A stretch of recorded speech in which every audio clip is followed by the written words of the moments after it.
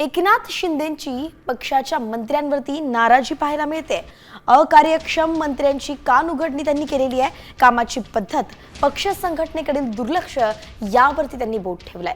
तर शिंदेंचा अकार्यक्षम मंत्र्यांवरचा संताप पाहायला मिळतोय।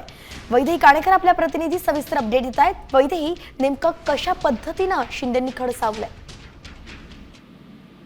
नक्कीच आपण बघतोय की काही दिवसांपूर्वी ज्या पद्धतीनं बैठक घेण्यात आली होती, या बैठकीमध्ये शिंदे सेनेचे सगळेच मंत्री उपस्थित होते।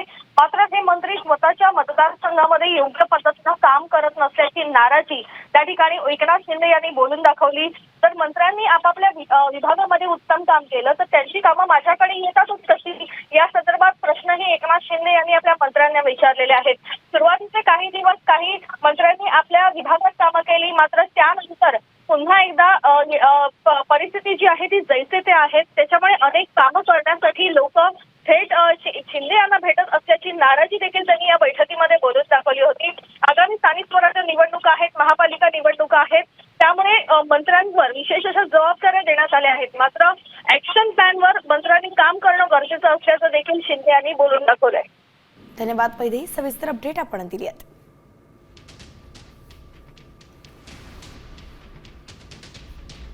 आता isakal.com आहे देशातील नंबर 1 ची मराठी न्यूज वेबसाईट। प्रत्येक अपडेटसाठी isakal.com ला नक्की भेट द्या।